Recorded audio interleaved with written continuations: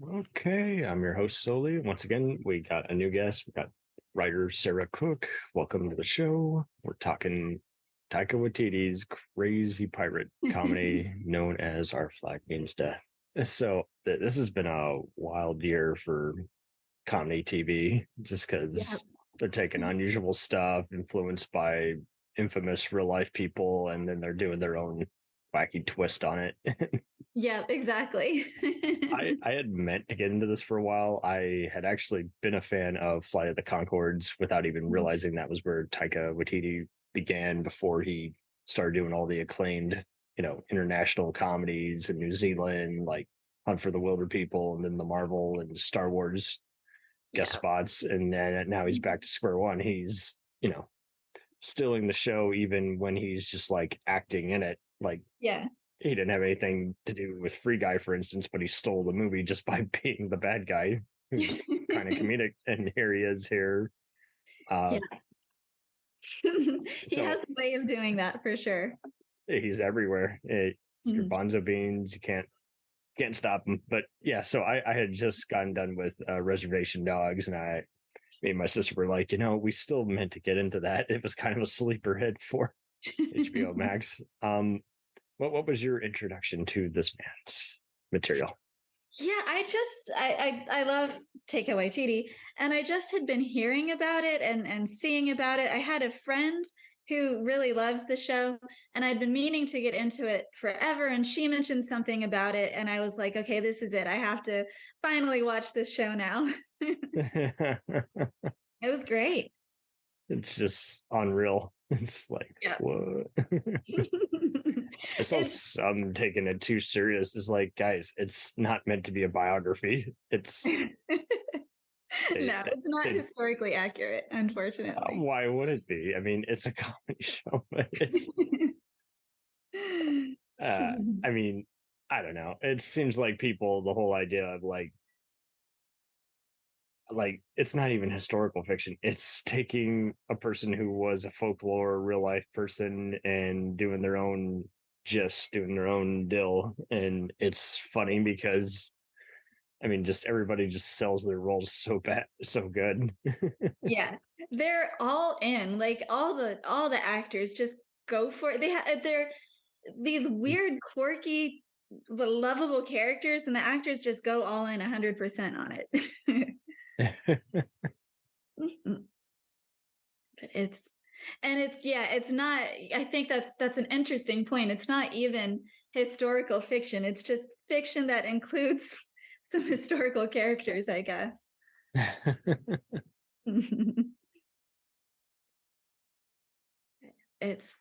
But it's also like I feel like it's also so emotional. Like it's hilarious, but it's also like I was tearing up at different points.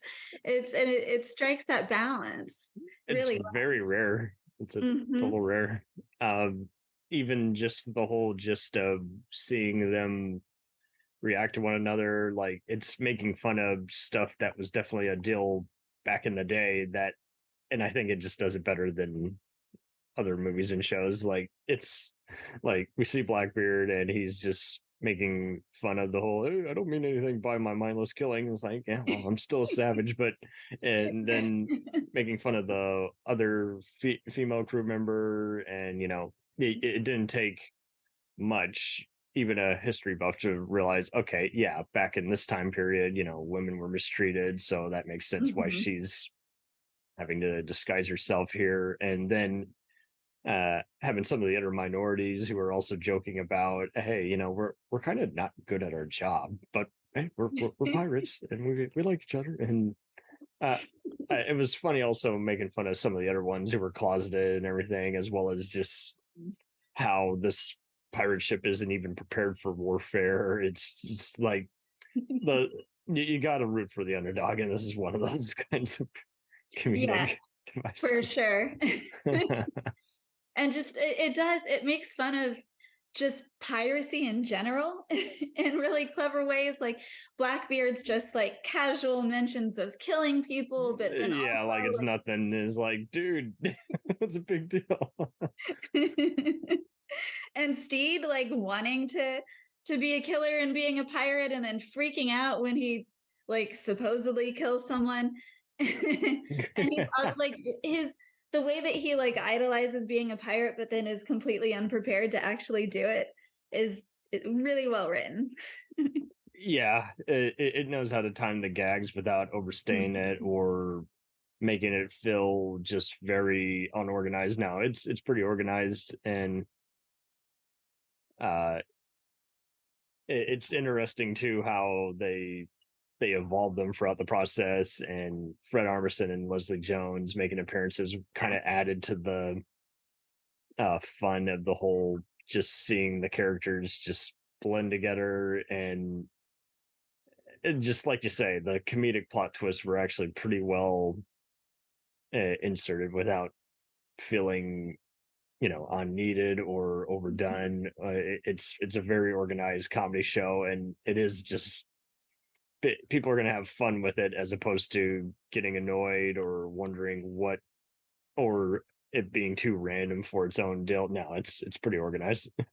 Yeah, and it could have gone the other way because it is kind of a like an unusual premise for a show.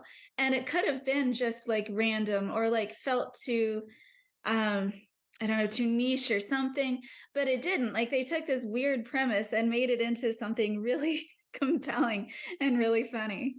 Oh, You hit 1000%. it with the tone. Mm-hmm. Yeah, they were very organized to the point of where it was just a blessing in disguise. And I haven't seen anyone who just found it too random or dumb or anything. I think it hit all the marks. Yeah, I think they definitely did. And it was like one of the things that my friend said about it, and I was thinking about this too, is that it didn't take long. Like despite being like really funny and really silly, it also didn't take long for you to start really caring about the characters. Mm-hmm. Just the character development and the relationships between them, and like the scene where they're ambushed by the English, and Blackbeard comes back to the ship after everyone thinks he's left, and Steed, what's that line? Steed's like, "You came back," and he's like, "I never left." I was thinking about that like for a couple days after I watched that episode. I was like, that's so sweet. They understand each other, and they like accept each other's weird little quirks, and they get each other, and I want them to be okay. Oh, 1000%. Amid all It's of not. that comedy. Yeah, it's not unorganized. It's not too Mhm. cute for its own good. It's not. Uh, it's not even really cartoonish, like it is, but it isn't. If that makes sense. Yeah. Like they're Mhm. pretty good at showing how they've all evolved, how they all want to go on this unusual adventure together, give each other a second chance. Uh, and like Ted Lasso, there will be times where you'll be like, I just feel good. Yeah. Exactly. And the finale was so emotional too. Like it was another one of those moments where it's like this is this silly funny show, but it has these like moments that are actually really poignant, and like Blackbeard kind of like going dark again. I was sitting there watching, I'm like, no, but Steve gets you. Like, don't go down that path again. Yeah. It's a good combination of like characters that you really care about, and those like those emotional moments with just really, really good and well-timed comedy. Oh, 1000%. And it's all earned. You never feel Yeah. like everyone's making up at the tip of their tongue. It's really good at even just kind of outlining the whole outrageous premise, and then just that's just it. Like the surprises and punchlines all feel well earned, because Yeah. you're not searching for something like to where you're lost, or it's not even a kind of humor where it's like you'll see it and then you'll wonder if it was merited or not. You're not distracted by any other kind of techno babble, because like all these actors have surprised everyone enough. And Mhm. uh the production definitely is shown without having to rely on anyone knowing about anything else, so you're not to the point where you're just like, hey, like is this spoofing something like, Indiana Jones or Pirates of the Caribbean? It's not that kind of thing either. It's very laid back too. Like it's the perfect amount for like those who are just now getting into comedy shows, as well as those who want something pretty straightforward. It's just a total. I mean, we keep saying rarity, but like it really is just like so It rare really to is. see this kind of wacky humor, and then like, but again, just the whole concept is just so earned. Like you never feel like it's going on way too fast or too too dorky for its own good. Like, yeah, I've seen people complain about comedies like that before, like, oh, it's funny, but it's just too dumb for its own good, or I can only watch a few episodes at a time. Yeah, because It it's like a. Oh, sorry. no, it's all good. I ended up going for like 4 at a time. It's really that easy to get into. Yeah, it's very bingeable, and it is like a high concept kind of show, and so it is one of those things where it's not like it might have not been bingeable because of that. It might have ended up like one of those shows that you have Maybe. to watch when you're in like a particular mood, but it's not. And I think it's because like what you were saying, everything is earned, like the character development and the world building and everything, so that everything that happens between the characters and all of the comedy is just really feels earned, and it feels like immersive, and it doesn't feel like this kind of weird little thing that you can only watch when you're in a particular mood. Yeah. Never to the point of where, hey, I think everyone's just getting too carried away. Yeah. And it really could have been. It could have been that because it's a weird premise. Yeah. It could have been that kind of thing, but it wasn't. And that's I kind of was afraid that it was going to be something like that in the first episode. Or it's funny, but it takes too long getting there, or something like Yeah. that. I But mean, it was. unless everyone is just like so impatient, I don't see how it's gonna just annoy everyone. Yeah. Yeah. And it's like as far as things being earned, it's like things like Steed and Blackbeard's relationship. I feel like the pacing of that was so good because it could have been really unbelievable. Like, this is Blackbeard, why would he care at all about someone like Steed? Yeah. And in the beginning he doesn't. Like, in the beginning he's trying to take over his ship, and I think it was smart the way that they kind of played that out. But then having Blackbeard kind of have this whole part of his personality that no one else understands, and like Izzy Hands not only doesn't understand but like completely rejects that part of his personality. Yeah.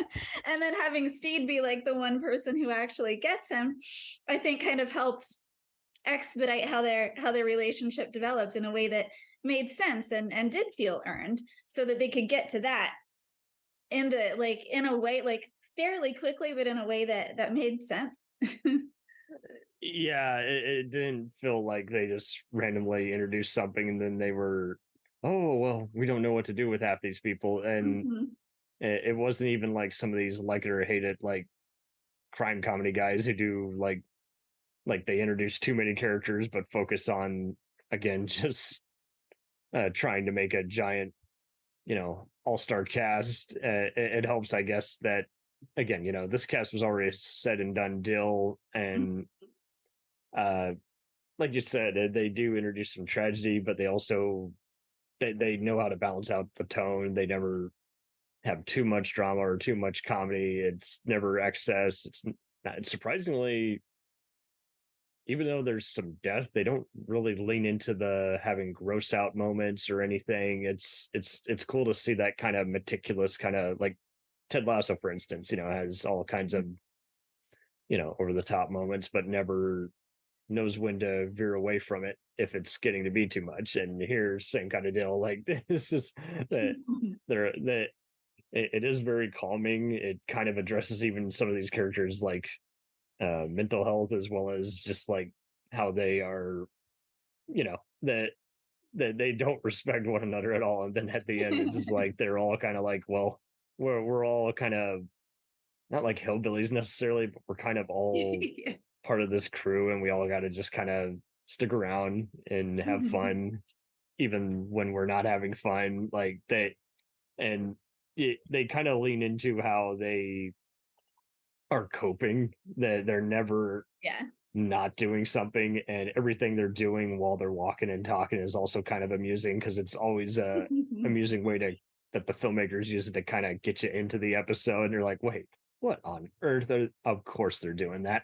This is always Yeah. they're cleaning the mask. They gotta sell, and they even begin each episode differently. Like the logo is always printed on a different thing, so that kind of gets you, I guess, in the mood because you're always expecting something different, and lo and behold, you always have something different. Yeah. Yeah, it's true. I feel like they pack so much into each episode, and so Just many of Easter those eggs. details. You're gonna Yeah, have to for watch sure. each episode like 5 times just to find everything. Yeah. There's always a lot going on. Um, So much. yeah, Never for too sure. much. Right. It's so hard to explain also to those who haven't seen it. It's just like, but we're gonna try it. Mainly if you just want a laid back comedy, uh check this out.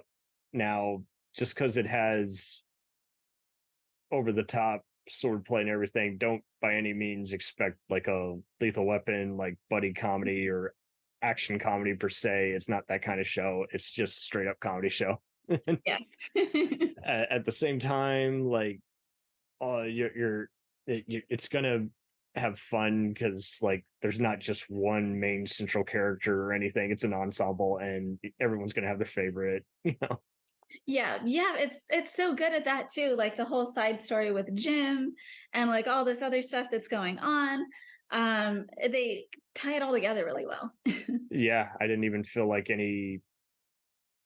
It didn't really even lean on any like subplots, anything. Like they were all kind of Yeah. like everybody finds themselves, and then the episode concludes when they create a new mess. Like that's kind of the formula, and then they kind of toss that out halfway and go into, are they going to have a betrayal? Are they going to have a find themselves, so to speak? Are they going to have all these other like just character plot twists and find some other random treasure that they weren't even looking for, or a different island with all this rum and other bullshit? It's always good at just showing how like that they find, like if they don't find a mess, another mess finds them, but Yeah. then they also find a way to like kind of interject that, and by the way, this person is grating on the other person. They're going to probably get in a fight, or they're going to probably do something that causes the ship to crash or something. Like it's just very good at anticipating all the other buffoonery, so to speak. Yeah, for sure. They go down these just random kind of paths, like they're looking for oranges to avoid scurvy, and it takes them down this completely different rabbit hole. And then they find out like in the middle of it is like, oh, I was looking for this, but I was so my brain was just so not working, and now that I've got my brain power working, I now find out I'm where I need to be, and it's all other sorts of just crazy stuff. Just like, of course that happened. And then everything that's going on with Mary was so well written too, and the plot that they put together to fake Steed's death. And I feel like it could have been like they could have made her unlikable in those episodes, since she's like trying to kill Steed and trying to kill him for real at first. But she's not. Like, you love Mary too, and she's also hilarious, and you're rooting for her. Oh, 1,000%. You actually want to get into what scheme they're planning, because you just know it's going to be like, well, this can't possibly work, but given how they believe in it so much, I guess it will work.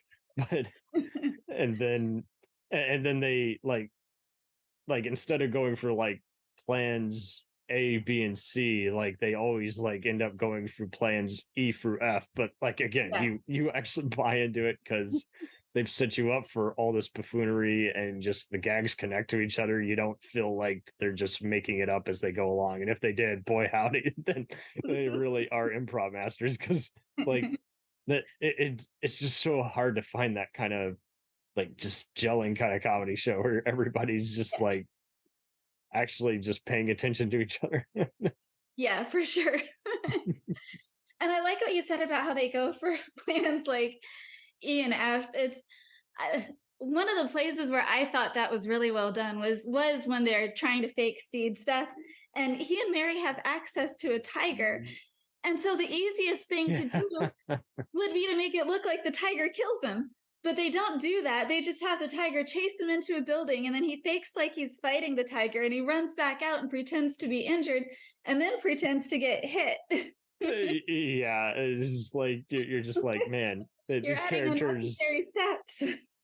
And then you're reminded at how it's like they have all this free time, so of course they got time to come up with the nuttiest stuff and then do all this other stuff. And that's just it. Like, it doesn't overthink it, and it doesn't overstep, like go, oh, this is making me really uncomfortable, or this is awkward but unorganized kind of awkward. It's never, again, just too much for its own good. It's just, and yeah, I faking their deaths was just wild, because it just shows is like not everyone had to go by the same like formula. Oh man, I think that's what's cool too, is like they're not trying to be even macho or anything. Like they're like the very definition of what you don't consider a pirate to be. Yeah. Even Blackbeard is not at all what you would think Blackbeard would be. Not anywhere close. He is like, he's in the thick of it, where he's trying to actually kind of it's just funny how he also like doesn't, he's unsure like what he wants to do with himself half the time, especially when like he's made a fool, and he's like, well, didn't expect that. And Taika did good, just like really setting up the formula, and you can tell he just gave everyone just so much freedom, while also focusing heavily on, again, just making sure the gags are working, everyone's doing what they need to do, and that he's delivering his persona on time too. It's just really neat to see, and I can only hope that everyone got mentored on how to, prep a comedy from this point on. Yeah, it feels like Taika. It feels like the Thor movies to me. Like he's given this kind of like sandbox, this world to play around in. Like it's the world of Marvel superheroes, or it's the world of pirates. And how can you make like like an emotional but also just really fun comedy in this world, this setting, this little sandbox that he's given? And he makes the most of it, of both of those, and he finds things like in those worlds to make fun of.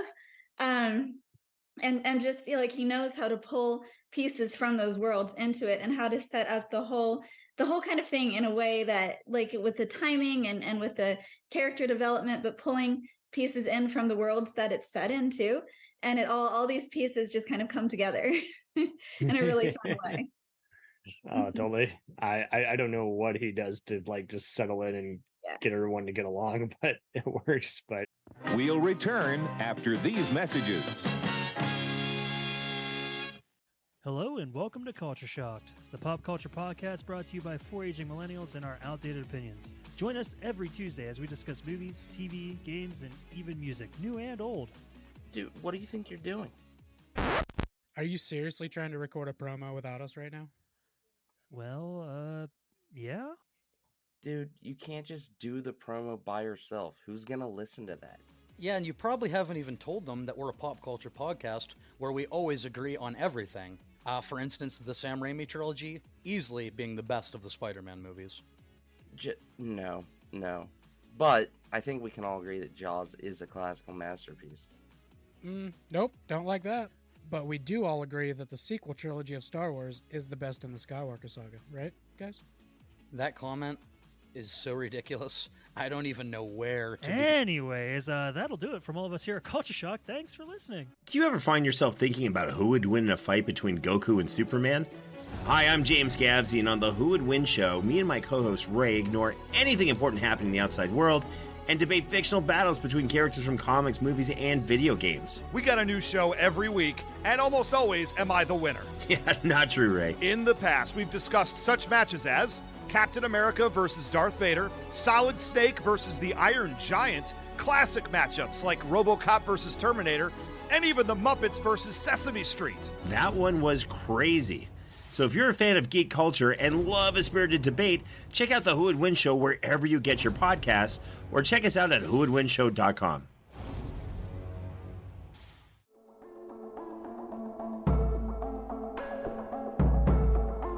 We let things pile up in the DVR, we add them to our queues, we wait for the DVDs and Blu-rays. We time shift. The Time Shifters Podcast. Sci-fi, horror, fantasy, superheroes, comedy, action, film, television, maybe some not-so-current events. Find us on iTunes or at timeshifterspodcast.com. Cool thing about Blind Knowledge is we are in multiple countries. We are worldwide all across the globe. We are in the US, we are in the UK, we are in Canada, Germany, India, Japan. We're in Australia, y'all. BlindKnowledge.com. Now back to the feature presentation. Dragon Ball Z, One Piece, Naruto, all things that we love, all manga that were originally published in the legendary magazine Weekly Shonen Jump. But not every series can run for 300 chapters and have a hit anime. This is David. This is Jordan. We're the hosts of Shonen Flop. Each episode we look at manga that ran in Jump that didn't quite make it. We discuss what it did wrong, what it did right, how the series could have turned itself around, and ultimately, was it a flop or not? Run all your favorite podcast apps, and you can find us at shonenflop.com. Keep on flopping, floppers. It worked. Yeah. And I think he did, how many episodes of Mondo did he do? He did okay. So, yeah, no, he mainly did chapter 8, but it's interesting too how even with what he did with What We Do in the Shadows, and that spun its own spin-offs, and it's just interesting how he's got all these different shows, and yeah, fortunately they're as different as you can think. I really gotta applaud that, because I know he's credited on like he got interviewed on IMDb recently, and he just said, just do your own thing. But it's like, no, really, how do you do your own thing? This is good. Yeah.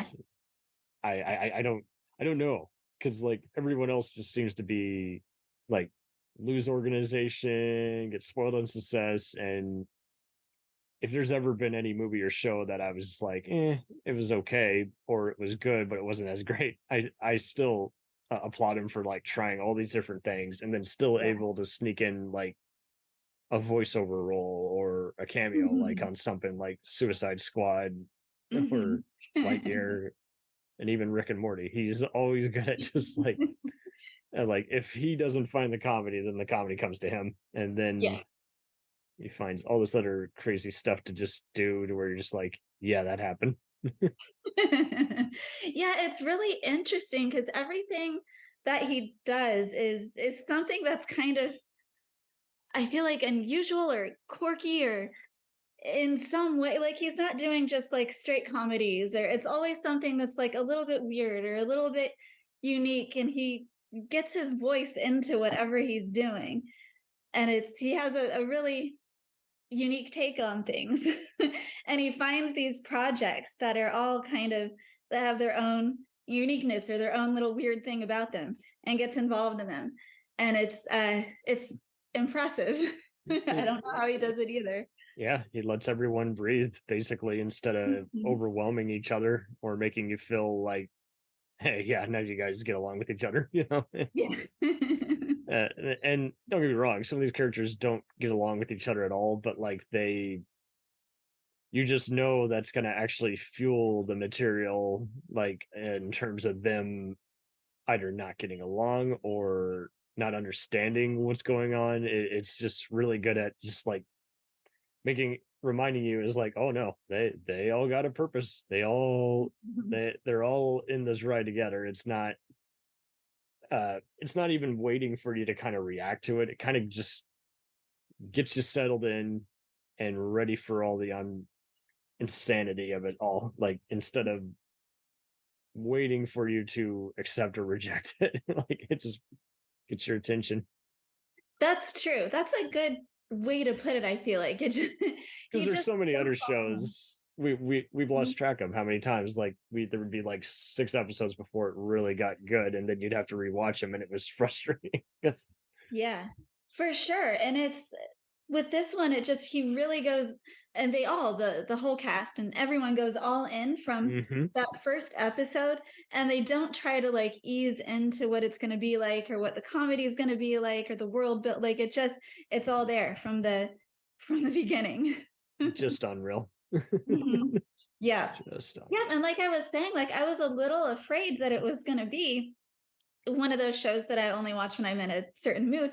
But just like right away from the first episode, like maybe halfway through the first episode, I could tell like, no, it's not going to be like that. It's going to be like this.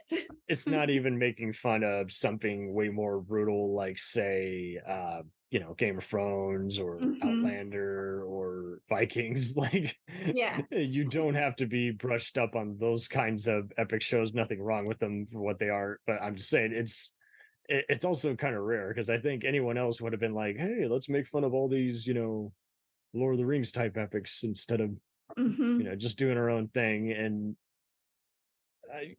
I just have to applaud that, because, like, it's also kind of rare that you're seeing anybody just kind of like naturally breathe in their own and just be happy with their own creation. Yeah. Because, like, for instance, like, the Orville is kind of accepted as its own sci-fi fantasy show, but like it's also making fun of those Star Trek Babylon 5 type epics. So it's trying to do two things at once. It's worked for some people, it hasn't worked for others, and I have to applaud it. I'm not sure how much more it's got left in it. I think it works for now, but it's not going to work for everybody. And I got to applaud anyone for just making all of this just kind of just gel together, and then decide, hey, we can have them go not only in the direction you don't expect them to go, we can also have them just like do a side quest that's going to make you even guffaw even more. You're like, wait, why are they doing this again? And then you find out at the end, well, I guess that works. Yeah. It really is doing its own thing. And like it is a parody, but it's not parodying other types of shows. Yeah, there's no source material for it to, if anything, it's like genre expectations, like, hey, we're pirates, but we're really stupid pirates. Hey, we're we've conquered, but we don't even know what to do with the victory. So and where's the liquor? Oh, yeah, I guess we've lost it. It's like it's just parodying pirates. It's not even really that's hard to say. Parodying other pirate parodying pirates, double P. I love it.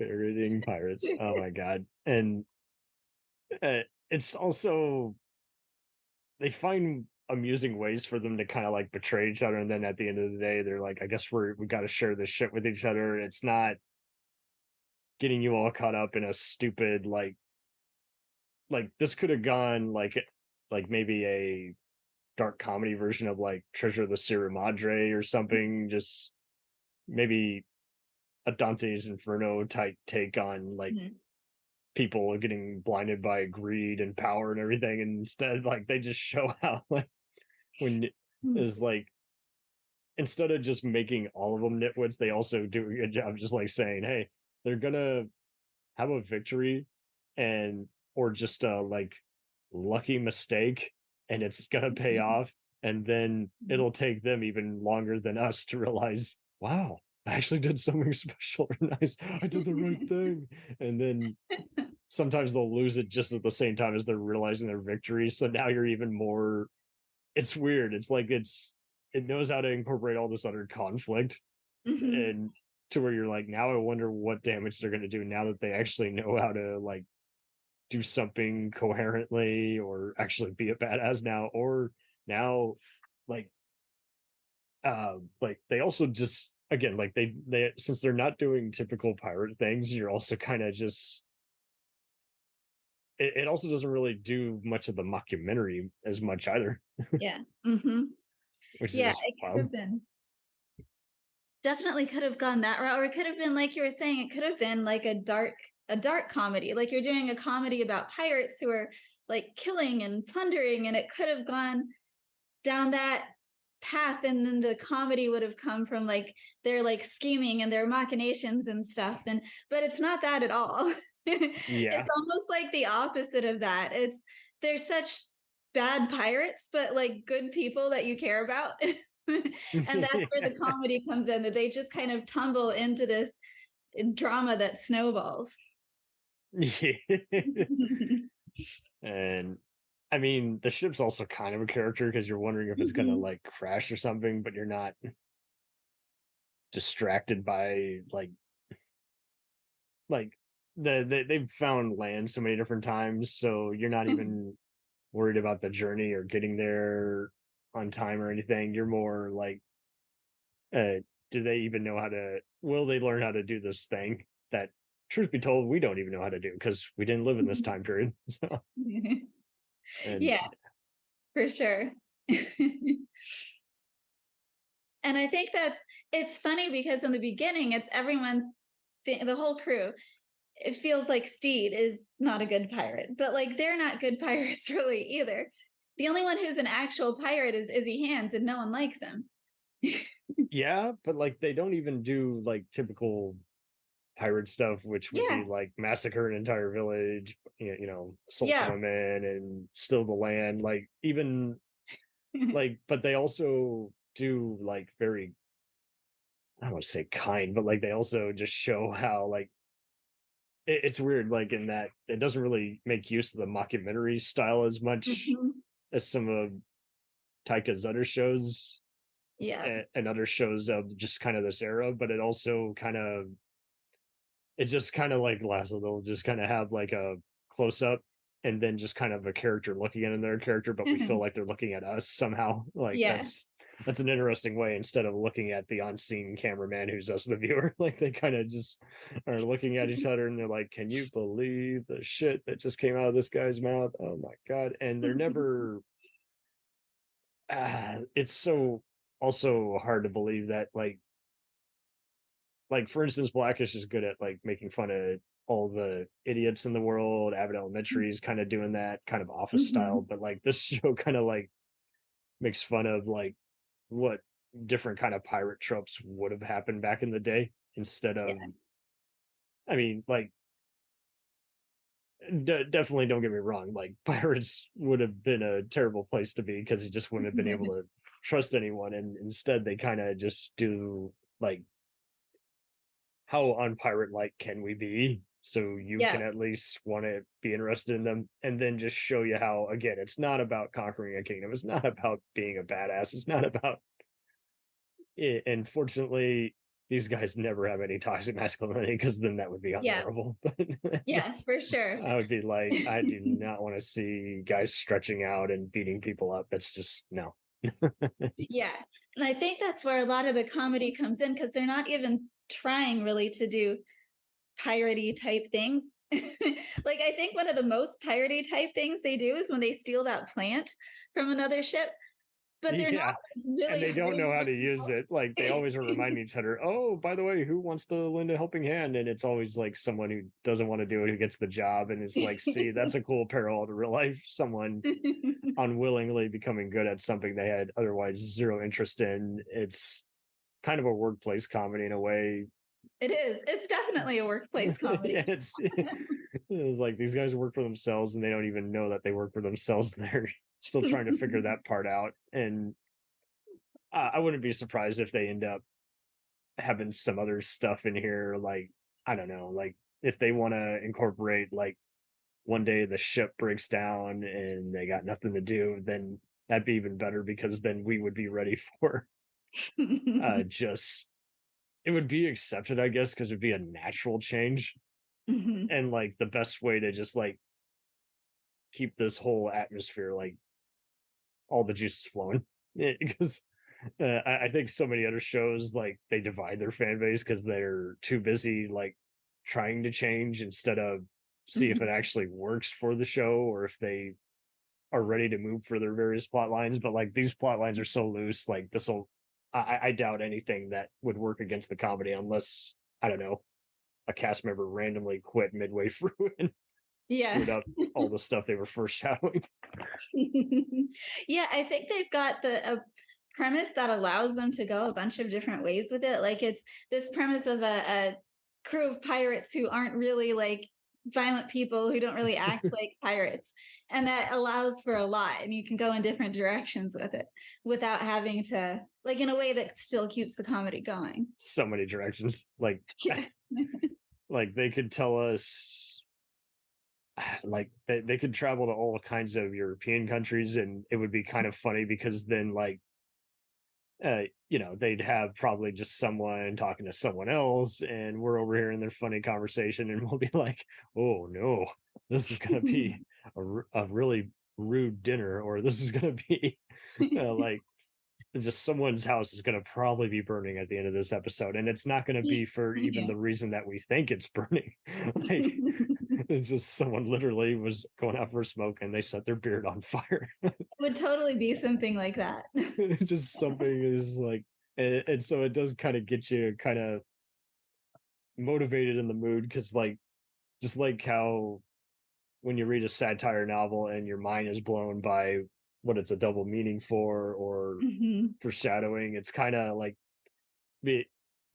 this is organized dumb. Like it's not witty dumb like say Naked Gun or dumb with a heart of gold like Police Academy, and it's definitely not something, again, like the mockumentary shows where they're either making use of the camera gimmick or they're not after a while, but they're doing a bunch of improv. Like if there's anything improvised on here, like it's very naturally part of the scene, and like again, just the characters are just so organized. I don't think they're gonna run out of steam either. I don't think they're gonna feel like they also are pretty easy to separate apart. You're not getting them mixed up with like 2 or 3 other characters. Yeah. Or having to look at a Wicca. Yeah, exactly. And I think like what you were saying about the comedy, it's interesting because I feel like so much of the comedy like serves the story, comparing it to something like Naked Gun, which was it's just like kind of nonstop, like joke after joke after joke, and they're funny, but it's not necessarily like that's not always what's propelling the story. But things like it's a good example, like when Steed and Blackbeard are captured and Blackbeard has to shave his beard, and he's like, now I'm no beard, and that's like, it seems in the moment like it's just a silly joke. Oh, totally. But it actually plays in later when Steed is thinking back and he's remembering that scene of him being no beard and feeling like, well, did I ruin Blackbeard? It's a great quandary for him, because then it like takes him a while to realize, oh, I've been doing this so-called badass thing for so long, I don't even realize that, oh, that's right, I was basically dishonored. It's like for a pirate, it is almost kind of like a samurai if you were to remove their ponytail or, you know, like just some other garment that they hold dear, you know, and found in battle. It is just so funny how like you don't even have to be like a history buff to kind of get that gist, and how like people who are into kind of like kings and queens and other monarchs and tyrants, like you'll find this funny too, just how they like even just Leslie Jones's character, as she's basically like the queen of her so-called island, and they're always having her just like, I got bored. You're out of here. Like it's just like they're always drastically like ending a conversation, and again, because like they set up all their quirks again right away, you're ready for what they'll do next without it feeling like, okay, I think you guys got too weird for your own good. Yeah, exactly. It's really good at that, and just kind of like weaving the comedy into where the story goes. And like Steed remembering that moment where where Blackbeard, his beard is shaved, like that plays into his decision not to meet him at the boat and sail away together. And Come sail away. Yeah. And then when Blackbeard is like turning dark again in the finale. Yeah, and he's like, oh my God. Black stuff on his face to try to make it look like he has a beard. So it's just this silly like little one-liner where he says, I'm no beard. But then it plays into so much stuff that actually directs the story. And it's really good at using the comedy in that way. Oh, totally. It makes me wonder how they like outlined all the pitches. Like, Yeah. I'm sure the outline for this season must have been ridiculous. Oh, and I'm sure like they outlined all the nutty stuff and they were like, okay, these free nutty things, we can only concentrate on them for like 5 minutes. So have them be like little small things, comedic devices to give to the supporting characters. And let's have these 5 things. We're all really reacting to this. So how about we have that be the main plot? I'm sure they, whatever they're organizing in the writers' room, I have no doubt that like they like you say, the notes are probably dumb, and there's probably a level of inside jokes, but they're clearly that they're focusing on making sure it's working first before they get comfy.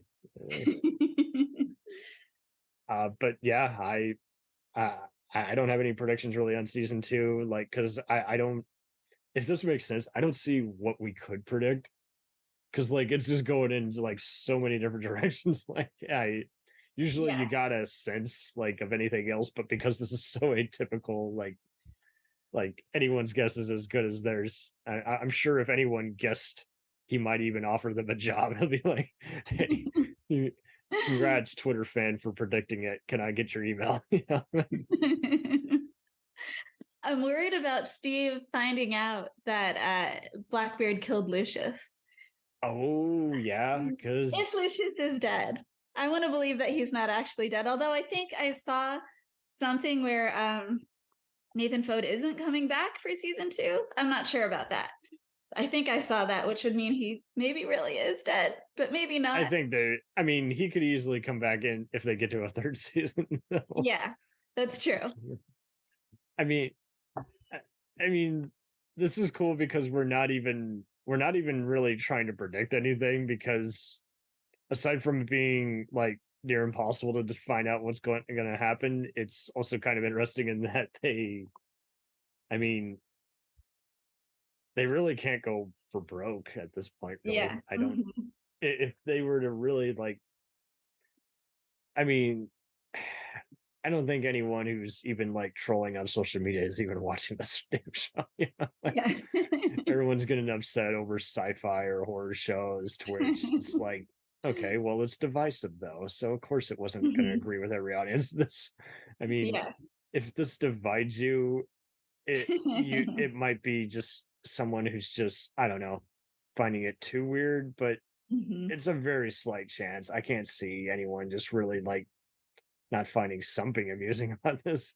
I will say it was interesting having Will Arnett in there, because like he's another asshole who like betrays them and then like is on the boat with the most unlikely person, and then it's just kind of funny too, because like when they add him to the mix, like he's just like game. And I do find it wild how like I wonder how they casted it. Like, was it just like people, both in America and New Zealand and Britain, and just said, hey, just aim for the sky, sky's the limit. Let's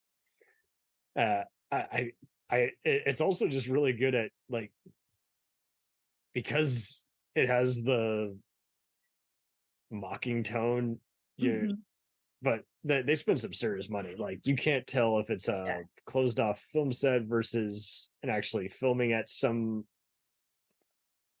private harbor, because like they the production value show, but also in a way to where they're reminding you to laugh, like instead of looking so much like if this was like a straight up typical parody, like if they did their job so well that where it just reminded you, hey, maybe they better not be in on the joke. It doesn't even do that, where you're just like, oh, it's so keen on making sure all the jokes laugh while clearly having a giant budget and Yeah. being organized. Yeah. Yeah, it's nice that they had that kind of budget. And because I feel like, yeah, with the sets, they look so good, but they look so specific. Like it looks real. It doesn't look like a set, but it doesn't look so realistic that it doesn't fit with a comedy. And they just kind of hit the overall look of the show is like perfect for what it's trying to be. Yeah, kudos to that whoever lit it and built the damn thing, because like it there could have been just something in the background that just made people not able to laugh, and Yeah. it's like, I don't know, it's almost as good as, like, say if you were going to a local Renaissance fair in your town, like, and like it really takes you back, but at the same time, like, you're ready for someone who might be going for camp or comedy. And yeah, they definitely pulled it off. They definitely had a look that looked semi convincing and yet also absurd. Yeah. It's just really, it is a very hard to describe show, and I'm sure whatever they pitched to, I'm sure someone greenlit it right away. They're like, go for broke. It can't be it can't go wrong. And Yeah. And I think it is one of those shows where you really have to go for broke with it. You have to be all in, or it's not going to work. And they definitely were. they work. Oh man. And if he wants to include cameos from other productions he's worked on, that's I'm for that. I like, but it's funny getting back to the faking his death. I mean, that was a funny subplot in of itself, because like the character comes back and it's like his wife's trying to kill him, his other people are trying to kill him, he has all this wealth, and he's like, what am I going to do with all this money? So I like how it's never, like, no one's comfortable in their own skin, and that kind of helps like applaud all the awkward moments, the quirks and all the other stuff, because like, I mean, I have lost track of how many comedies have just kind of like characters start doing indecisive dumb decisions or something, and or they just get too dumb for their own good. And I think they'll, because they've gotten us prepped for how these characters are doing atypical things and not comfortable doing what they're doing half the time, like that's making us just kind of ready for the surprises too, because like I've seen so many surprises just kind of like backfire. And I guess again, like you, I am just very blown away by how creative they got with this whole concept, because it could have easily just, been just too dumb for its own good, or just, again, it could have been unorganized. And I'm sorry if we've said this 100 gazillion times, guys, but like it is just so rare, because like it just seemed like I think when we saw like part of a promo for it, it's like we didn't know what to expect. And I think that helped too. It was like a rare case of marketing actually working for it. Like, even if look at the IMDb poster, you already don't know what to expect. So that already is, for once, the concept and the promos are the same, as they're echoing the same thing as what product you're actually getting. That's applaud for them. Yeah, I agree. And it really isn't like any other show. And I think you're right. Like, it could have been with something like this, that's such like high concept comedy. It's easy to kind of lose for the characters to get lost in the concept. But I feel like the writers really prioritize the characterization. Like, they know who the characters are, so that doesn't happen. And you have all of this like random comedy going on, but you still really care about the characters because the writers really knew who they were. Yeah, and I don't think they're going to blow their budget on trying to get a bigger name. That might take too many people out of it. Like, don't get me wrong, some of these guys are semi big names, but like they're also big enough to where you might only know them for the other comedy acts they've been on ensembles in, and they legit all look like they really want to have a blast together, instead of again, overshadow one another. I haven't heard any totally. stories about anyone wanting to leave because someone intimidated the other or a joke misfired. Which is so cool because I get so sad when I hear all my comedy icons how they hated working with each other because they were playing pranks on and off screen, and you're like, oh dear. I can't imagine working in HR and hearing all those complaints. Yeah, anytime you hear about like actors who play characters who like one another and then they don't like each other in real life, it's always sad. You're like, oh, so sad. Oh, I haven't heard anything like that with this. It really seems like they're actually just having a lot of fun. Yeah, I mean, again, like at this point, like, so do you think they'll get to 5 seasons or just end it after 3 years and do something? Because it seems like Taika's pretty good at challenging himself and not. I don't know, like I don't see anyone even like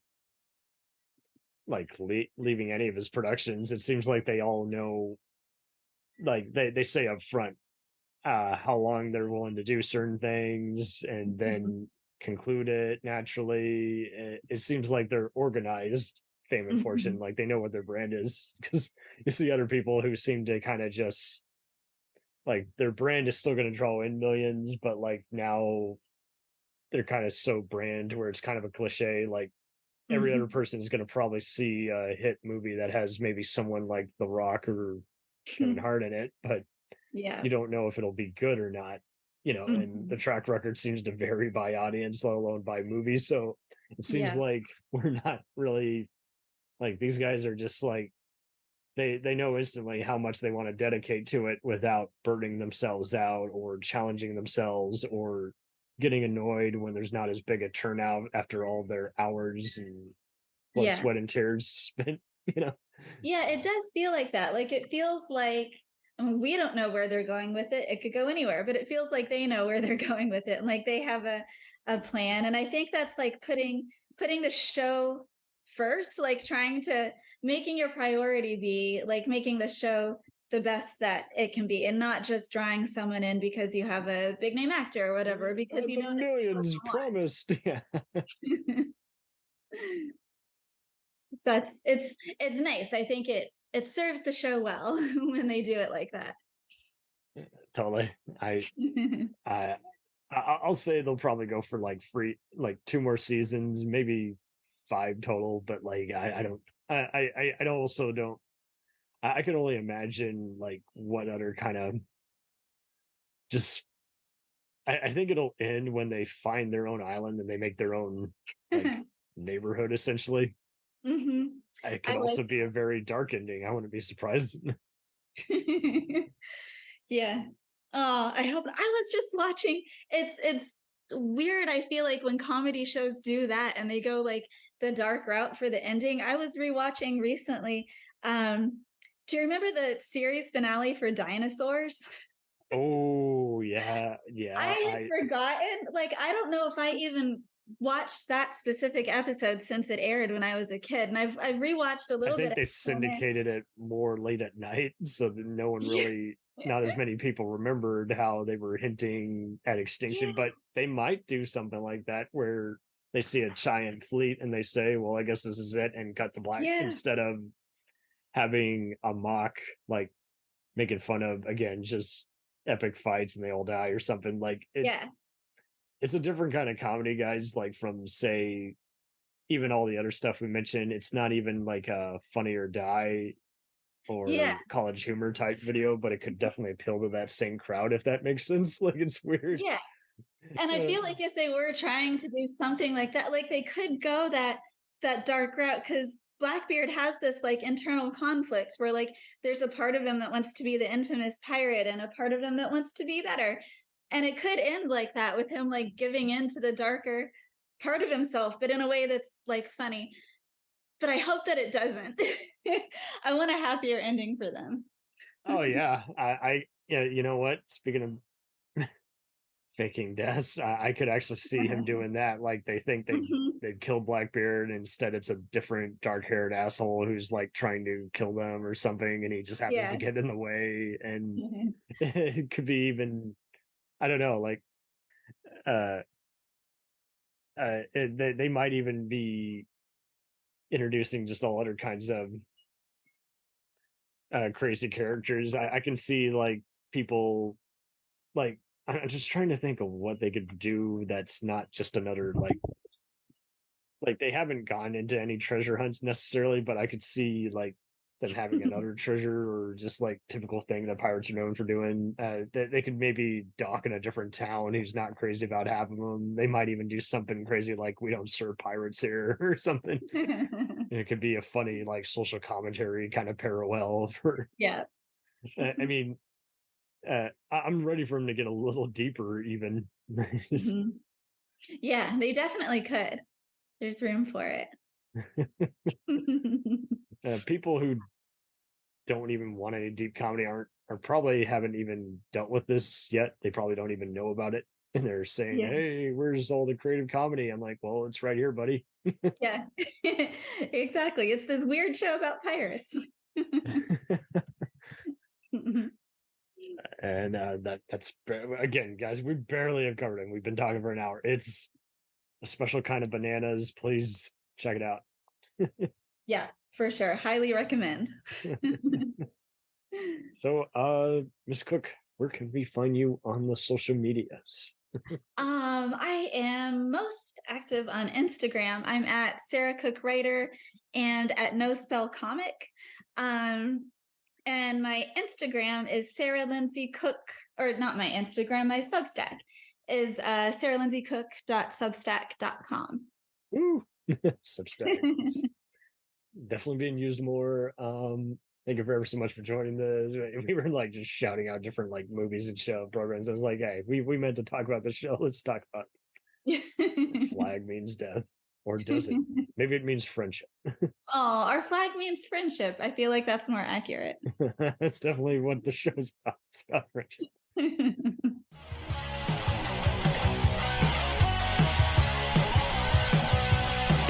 Follow us on the web on Facebook, Twitter, and Instagram. The podcast is available on Podbean, Spotify, iHeartRadio, Anchor, Apple, and anywhere else podcasts are available. Feel free to review our show and leave comments on any of those sites. Thanks a million for listening. It's a jacked up